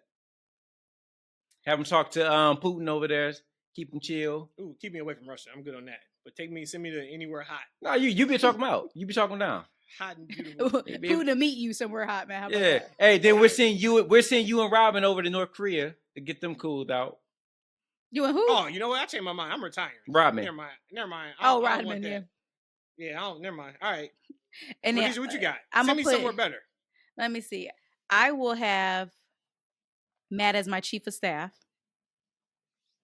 I would have the Department of Health and Human Services, Oh, because that's a good one too. I think he's really good into like nutrition and that kind of stuff. So I could see him heading that department up. And But we'd be as skinny as America. No, it ain't even that. But we would have a fucking pandemic because E would try to cut a corner and like get some meat that he ain't supposed to get or some shit. And they'd be like, you know what I'm saying? It'd be like, look, man, it's almost like cordyceps are growing from our bodies. It's about to be bad, but you can still get away with it. He'd be like, man, run it. If we can save that much money, we would have a fucking pandemic on our hands. Because guess what? Because he's not using his emotion. He's just like, He look looking at that dollar, looking at that bottom line. I'm not using my mom. I'm looking at, but with that actually is a very astute. But right now I am on this food thing right now, man. Like I think that we need to figure out this U.S. food issues that we have. Yep. Dude, good luck with that, We gotta figure this out, man. Because this country, like with the man, you guys heard of the Ukia app? Nope. So it's like it's an app. So you actually can it has a scanner. You can scan the UPCs on different foods, right? And it'll give you like a breakdown on like the nutritional value of it, and it'll tell you about all the different additives and red dyes, etc., that are hazardous to our health. And man, if you go to Kroger's, right? I didn't put that plural, right? You gotta keep missing it. We gotta put that S on it, right? Yeah, you're the Kroger's and the Myers of the world, or whatever. You go to like most of your popular foods and you scan using this app. Probably 85% of it has hazardous chemicals that are outlawed around the world. Yep. Like around the world, man, we got issues. We talk about, we about to wrap up pretty soon. So we talk about the different, cancers and et cetera that people are faced with. You look at the foods that we've been eating over the past 20 to 30 years since a lot of this, we've kind of moved away from like home cooked meals, man. It's no wonder why people are having issues and health issues with some of the shit that we put in our bodies, man. It is crazy. Yep. Shout out to Bobby, my cousin. He sent me this awesome video. Actually, he's in Panama right now. I think it was a week ago. Sends me this video. He's sitting out on the deck. And he pans, and he's sitting right off the beach. Beautiful house, beautiful situation out there. So shout out to him and Anna. But we were talking about the food, and he's like, Matt, like the fruit doesn't even taste the same. Right. I'm like, man, because it's not. Like we went to Brazil this past summer. I'm like, this is not what we eat in America. Yeah. And it's just crazy because until they do something about it, there's nothing we can do. Because now even the shit in the supermarkets are killing you. So it's not like, all right, just don't eat out. Okay, fine. Man, they pack up that meat. You don't know where that meat's from. You don't know where them trees is from. You don't know where that fruit's from. So we're kind of just at the mercy of chemicals they put in that stuff, man. Yep. It is crazy, man. Yep. Let's talk a couple real quick things for AEW. Positive. I've been saying it for a long time, and they are listening. So clap it up for them. They are running smaller buildings and venues in 2025. Looks like Dynamite Collision are going to be in some smaller venues, but then their pay-per-views are still going to be in the bigger venues. I think I actually said it like 3 weeks ago. Bravo. Love it. Where they are currently, it's going to help their TV product significantly. Absolutely. Now, and even for the wrestlers, it's going to help creative? No. Correct. Right. I can't speak on creative, but in terms of how that energy comes across on television. Yep. 100%. So we got tickets once again for Wednesday's show. If you listen to this on Thursday, next week, Thanksgiving Eve. And last time I checked, they had only sold like 2,400 tickets. This is a place that seats 10,000 first 3 years or so every single time. 10,000, 9,000, 9,000, 10,000. And I think last year for this show was 5,000. Like they only set up the venue for like 3K, I think. So this is tremendous for them. I'm happy that they're doing that. I want to do something quick and fun because I haven't watched AEW. I watched the one special a few weeks ago, but I haven't watched a legit 2-hour Dynamite show since before I got really pissed off, like a month ago. So I don't even know the Full Gear card. I decided, I told Matt earlier today, I am going to watch Full Gear this weekend. I wasn't going to watch. I am going to watch Full Gear this weekend. But Rhodesia, I want you to pull the card up. And E, you've been keeping up with AEW way more than the two of us. But let's go through the card, and let's just say if this was our promotion, who would we have win? Because I can't speak on who's going to win because I haven't been watching. Only match I know that they're doing they're doing Swerve and Bobby. I think I know that. They're doing Mercedes and Statlander. Yep.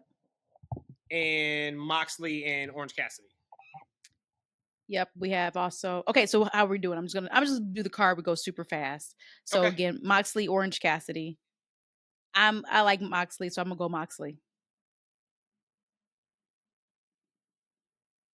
Yeah, Moxley. Yeah. I'm gonna go Moxley because I think the next title holder is probably gonna be Darby. That was his shot to begin with, if you remember, and he gave it up. Yeah, so if it was my company, I'm putting the belt on Darby Allin. All right, but you know what they're doing right now. Moxley is talking about doing some kind of takeover of the company.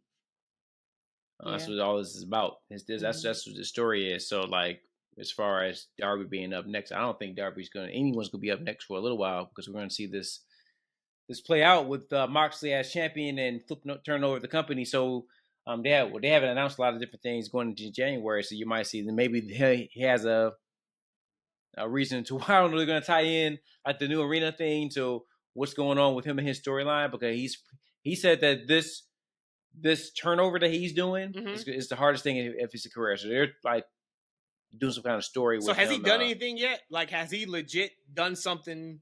Like I saw on Twitter last week the promo graphic of him taking over the Superstation, him taking over TBS last week. Did he do anything to take over? Like, is he doing something? Nah, not really. And then it's like this story. Like I want to see it play out because this is from the mind of Moxley. Of course, Tony Khan is heavily involved in it. But man, didn't the Elite just take over the company? Like, right? Aren't they still there? Like, I don't know. This whole thing is just very weird. But let's keep going with these. Yep. What else we got? So then for the TBS Championship, we have Mercedes Moné and Statlander. I don't think you take the title off of Mercedes yet, so I'm just gonna say Mercedes is gonna win. Would you, if it was your company? Probably, yeah, probably. Just because I feel we're answering this if it was your company. So because you don't like Mercedes, that's why I said that. You putting the belt on Statlander. You're gonna have her run with it to 2036. Damn. So what is you gonna pay Monet all the millions of dollars a year and take the title off of her? That's why I said I probably wouldn't do it. But that's rehab that character. Take title off of her. Rehab that character. Have her return as a babyface. Did she come in? Did she come in as a babyface? Nah, she came in as Mercedes. That song and everything. She came in as babyface. She came in as babyface. Man, I was like, Mercedes. Look, man, like, who would I have win? Yes. I gotta have Mercedes win. I gotta have Mercedes win because at this point, I gotta take over the books. For this show, right? Like, Mercedes been made to look like a clown, like this entire thing. She been made to look like a clown this entire thing, man. So then she been getting her ass whooped by Chris every single week, and then she loses pay-per-view too. Golly, woo. I don't know about that. So for me, I gotta keep it on Monet. Yeah. And then I was talking shit. Of course. I gotta make her a little more credible as a heel. Or rehabilitate quickly what they're doing with Camille, and I keep moving forward. Yeah, I don't know if she could be rehabilitated as a heel though. She's a heel now, and it's just like it's not working the way at the level it should be working.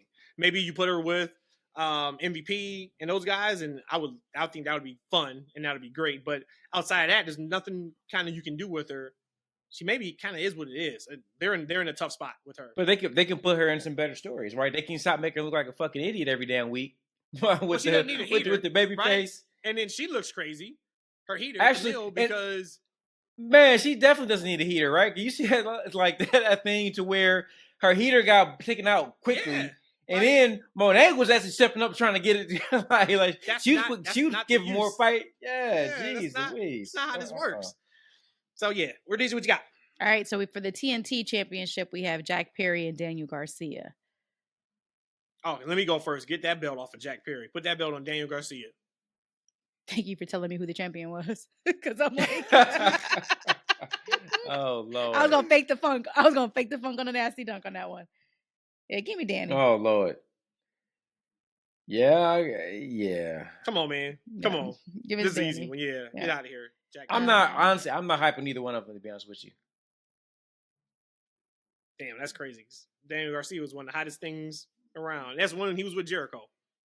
So shout out to Jericho for that. When he was doing the dance, yeah. Yep.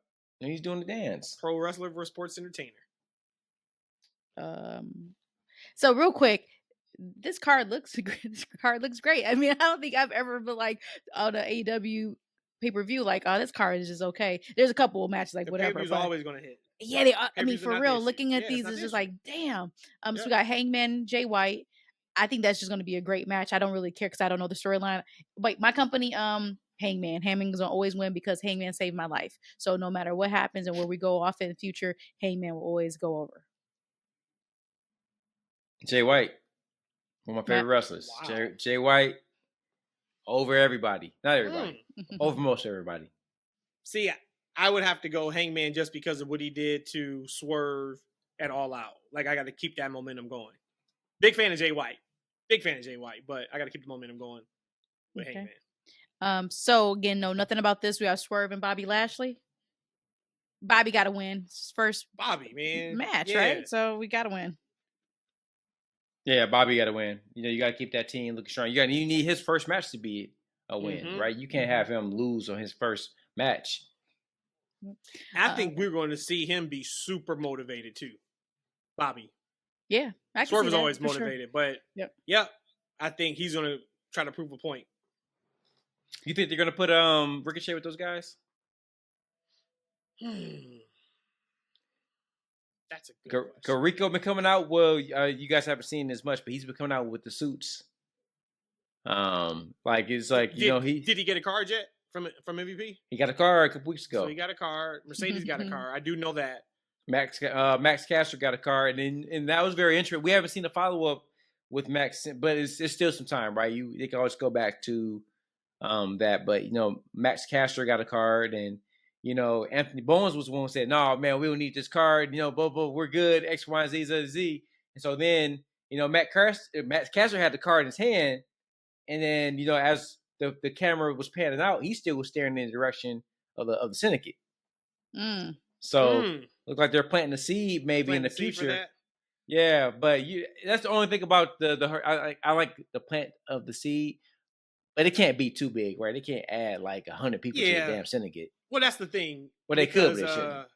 I mean, and I would be down for. I love groups and cliques, so I would be down for it, especially because they're black. Like we know how that goes. But I would keep Ricochet out of it because Ricochet feels like he cut a promo. Feels like he wasn't really shown for what he can do.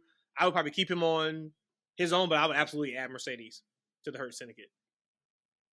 And see, I would feel like she was too big of a character to do that, but I can see what the last time I was watching where she needs that change. Like I said, why she should probably drop the title if it was my own company. I think this could be really helpful for her, even though I feel like it's going against what I believe in Mercedes. I think that could be actually a good thing change for her, and it could probably propel her, recalibrate her. But when you have like a group like this, it's only designed for one person to really stand out. Like the rest of them are typically, I don't say they're henchmen, but like they're typically just you got your one standout. Like you got Mercedes around all them other like dudes. Like I feel like that kind of takes away from some of her TV time. I feel like she'd be better off creating her own thing, her own group. Right, that might add some more shine to her. Like Indy, she was working out with Indy a couple days ago, right? So like I know Indy's probably on a. Was it Bailey? Not Bailey. No, she had on a Bailey shirt, so it wasn't Bailey. It was Indy and I can't remember. Yeah, can't remember who else was with her, but I know Indy is probably under a 90-day, like right. But I would love her to come out. She got her own little group, right? She got her own Monet Corporation. And right, and she got a competent, second in Indy. She got Camille, man, to make her a better bodyguard, and they maybe add somebody else, and like they give her some more window dressing to prop her up. I feel like they need to make sure that she's she's the focal point, and I feel like putting her in a group with Bobby Lashley, who's going to be supposed to be the focal point. I don't think she should be sharing the spotlight as a lead. Alrighty. We move on to MJF and Roderick Strong. What? Yes. Yep. So you did. Oh, that's right. You ain't been watching. Let me go to MJF. Let me go to MJF. You ain't been watching. Yeah. So like they had so on the show. So actually, hold on, real quick. Hold on, please. Oh, stop. Hold on. Is Roderick Strong a babyface now? In this picture here, his face is looking like this. Okay, so is he a heel? So I guess there are baby faces in some ways. It's really murky. So over the past month, Roderick Strong and Adam Cole have been in series of matches. So whichever one of them won 3 matches, earned the right to face MJF at this pay-per-view. Now, I don't know why you got to win 3 matches to wrestle a guy at a pay-per-view, but that's what they were doing, right? So on Dynamite, this past Dynamite, Roderick Strong. Who made that idea? Did they ever say like this is per Tony Khan, or did MJF say MJF in his backstage segment? You know, he was sitting in the background, you know, drinking wine. Okay. You know, he came up with this whole thing like, hey, if one of you guys want to fight me, whoever does, wins 3 matches will earn the right to wrestle me at the pay-per-view. Like video game. This sounds like the worst storyline. Like why they said like again, like this is one of the things where you talk about crew. You be like, all right, hey Matt, you got it. I get him after you. I'm not gonna compete with you in dueling matches to see to earn a right to fight him, and not a championship, not a contract of money, not a to game. Earn a right to fight him. Not a match. Practice, right? So Roderick Strong had to fight. His last match was against Lance Archer, and of course Roderick Strong won. And they actually did something kind of different with this last Dynamite match. They actually, instead of like taking pauses between different segments, they were just carrying them all together. So it was like a brawl into a match into like an interview segment, and then interview segment into this. So, but anyway, Roderick Strong won his match. Now Adam Cole looking like a Simpson. Like this dude is like yellow as hell. Look like orange tan. He did like he been rocking this for about 3 weeks now. I don't know why won't somebody ain't tell him like, yo, switch up, bro. Like that Simpson tan ain't working. Tell him. But he had to wrestle Takeshita. I always say these names. Takeshita. Yeah, he had to wrestle him. Takeshita won, right? And he won. Hell yeah. My God. So that's how we're now at the pay-per-view, we get Roddy Strong, no mustache, against MJF. That's man, I can't believe they got MJF. Okay, whatever. That's horrendous. MJF. That is wow. MJF versus Roddy Strong.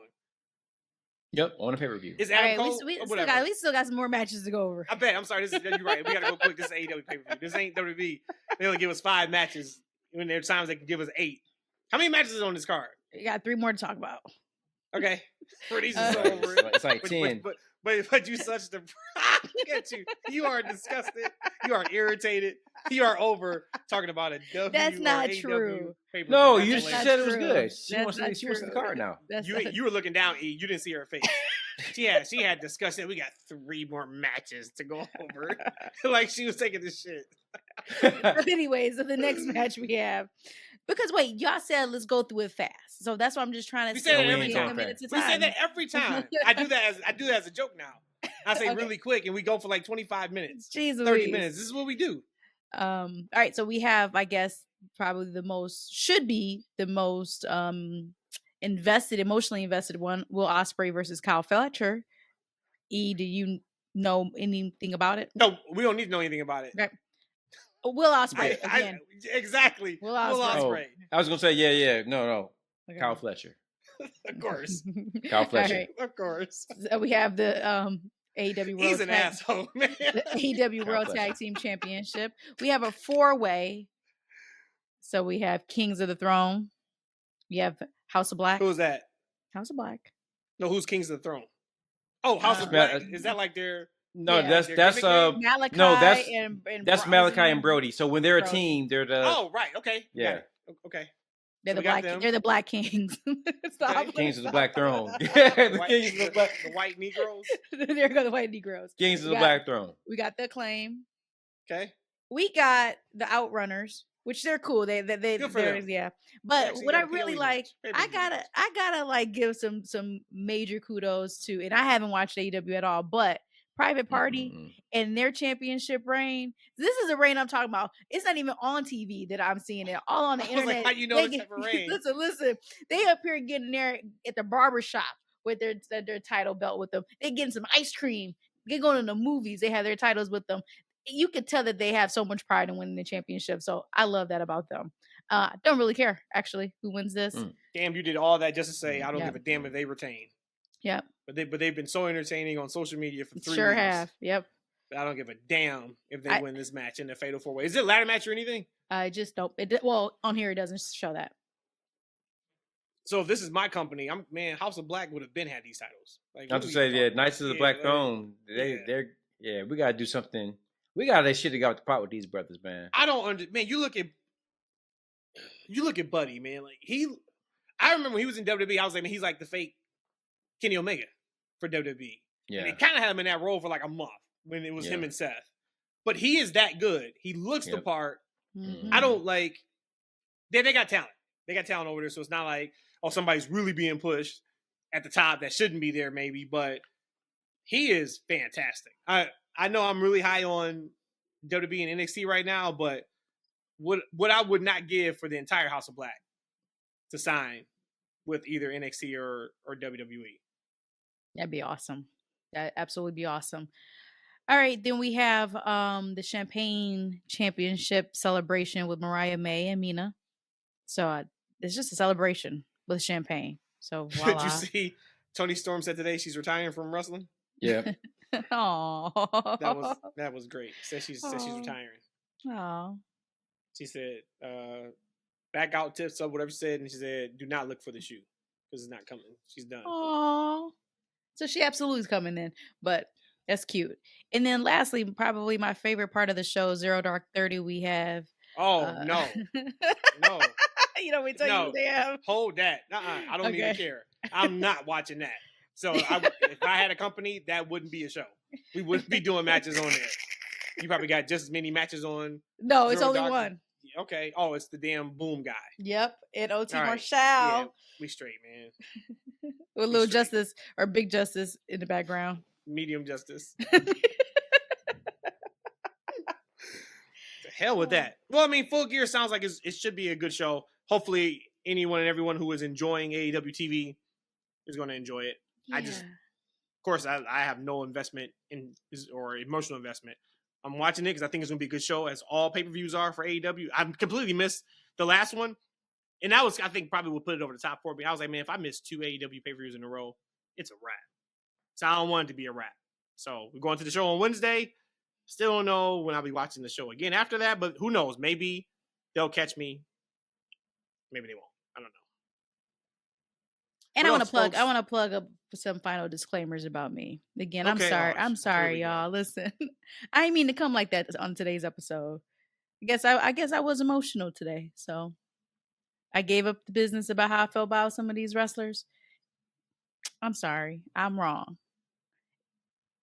I'm wrong. If you thought that was giving it up, we got a long way to go. We got a long way to go. Let's wrap this up. because you know I would never do that like out loud like that. We got a long way to go. Oh no. Maybe by episode 372, you will actually. I don't know who she gave it up on.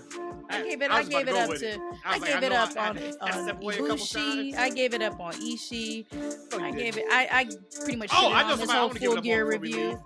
I I'm want to give it sorry, up on y'all. somebody. Nikita Lyons. It's not it. It's not it. And I try to give her the benefit of the doubt.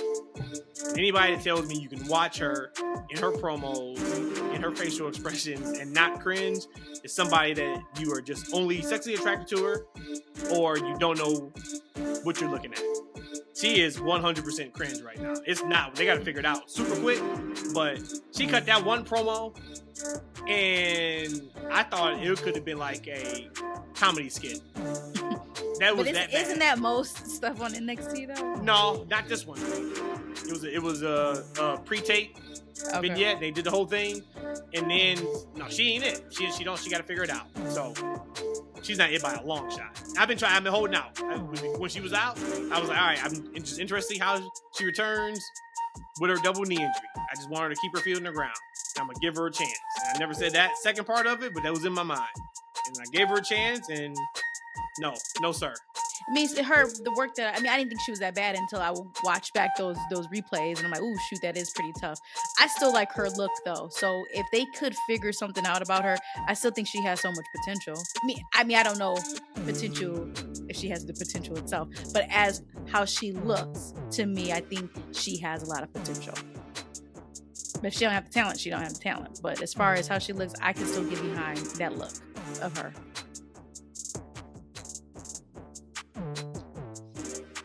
He shrugged his shoulders. He said he don't care.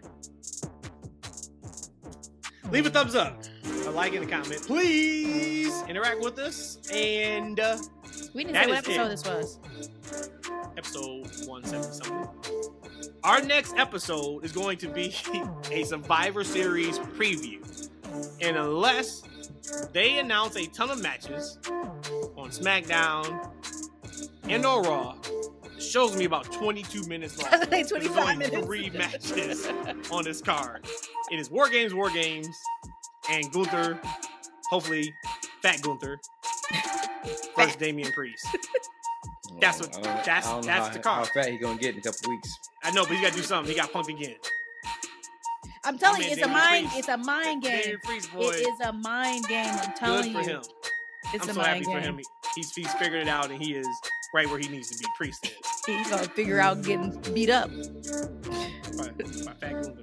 So yeah, so that's our next show. It's a preview show.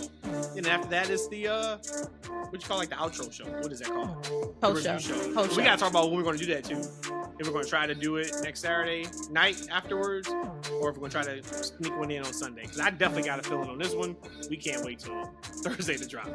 Yeah, we'll see what's up. Because I'm gonna try to hook up with our guy Brandon. Hey. To watch the show. Hey. So we had the idea of like, after the show we can immediately, do a little something because it's been a minute since we dropped a live. However, we might have some scheduling issues. Yeah, hopefully I can. I think I may be like an hour late on the show. Hopefully I can pull it off. I don't think I can because it's an early start time again. I think it was in 5 p.m. Toronto or something like that, right? Not Toronto, somewhere else in Canada. No, they're in Canada. Yeah, they're in Canada. But we're gonna have to talk about what happened. So we will figure out either Saturday or Sunday. Regardless, if you subscribe, you follow, it don't matter when we drop. You can get it anyway. So that's why you want to do that. We out of here, y'all. Thanks for listening. Love y'all.